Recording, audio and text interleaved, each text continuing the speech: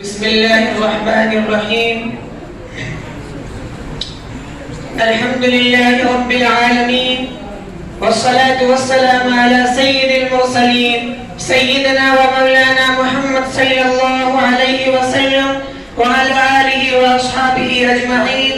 أما بعد، أعوذ بالله من الشيطان الرجيم. بسم الله الرحمن الرحيم. وما أرسلناك إلا مبشرا ونذيرا. میرا منہ اور سرکار مدینہ کی ثناخوانی، میرا منہ اور سرکار مدینہ کی ثناخوانی، مجھے معلوم ہے اپنے سخن کی تنگ دامانی. برادران اسلام اور قابل قدر شخصیات، میں اس متبرک اور پرامن بزم میں سیرت النبی صلی اللہ علیہ وسلم کو موضوع گفتگو بناتا ہوں تاکہ خود کی اصلاح ہو جائے، ورنہ کسی کی کیا مجال کہ سیرت النبی صلی اللہ علیہ وسلم کا احاطہ کر سکے. جیسے کہ شاعر رسول حضرت حسان رضی اللہ عنہ کا شعر ہے جو انہوں نے اپنی مجبوری ظاہر کی.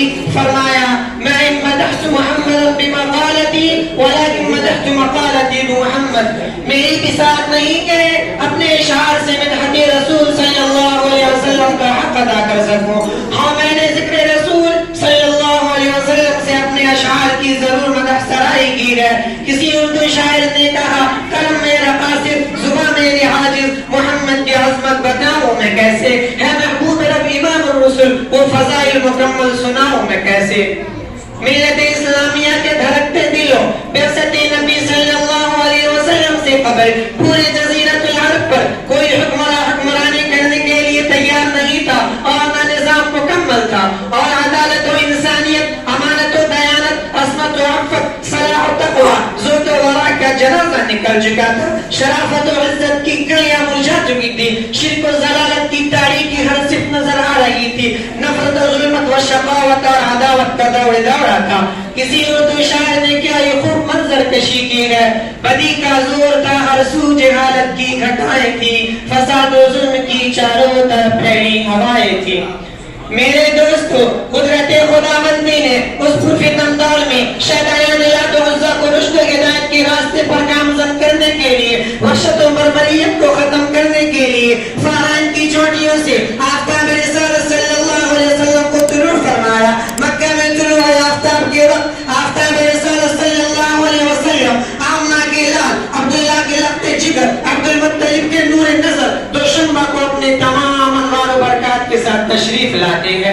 آپ ایسے وقت پیدا ہوئے جس سے لیل و نہار دونوں نے فیض حاصل کیا. قلب آمنہ مسرت و خوشی کی حد نہ رہی.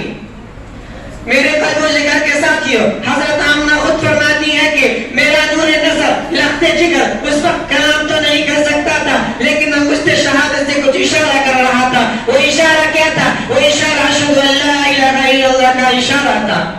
قلب آمنہ مسرت و خوشی کی حد نہ رہی جب محمد صلی اللہ علیہ وسلم کی عطاؤں کو دیکھا، لیکن کچھ غم کے اثرات بھی ہیں. فرماتی ہیں کہ کاش آج عبداللہ ہوتے تو اس لخت جگر کو جو چاند سے بھی زیادہ خوبصورت ہے دیکھ کر کتنے خوش ہوتے اور کھلونا وغیرہ لاتے. غیب سے آواز آتی ہے کہ اے آمنہ فکر مت کرو، میں اس کا رب ہوں، مربی بھی، استاد بھی، سب کچھ میں ہوں اس کا. اگر یہ بچہ کھلونا مانگے تو چاند کو کھلونا بنا دوں گا. اگر سیر و تفریح کو دل چاہے تو معراج پہ بلا لوں گا.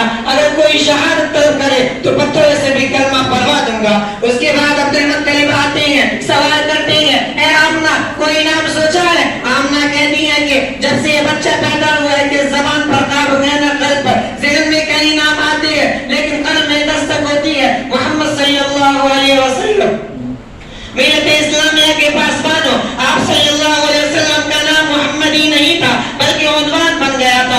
آپ کو تمام محاسن کا ایک خوبصورت گلدستہ بنا دیا تھا. ہمارے نبی صلی اللہ علیہ وسلم کے اندر حضرت آدم علیہ السلام کی صورت تھی، حضرت شیس علیہ السلام کی معرفت تھی، حضرت ابراہیم علیہ السلام کے اخلاق تھے، حضرت اسماعیل علیہ السلام کی زبان تھی، اسحاق والی رضا، صالح والی فصاحت تھی، لوط والی حکمت، یعقوب والی بشارت تھی، موسیٰ والا جلال، ایوب والا صبر تھا، یونس والی عطاعت، یوشع والا جگات تھا.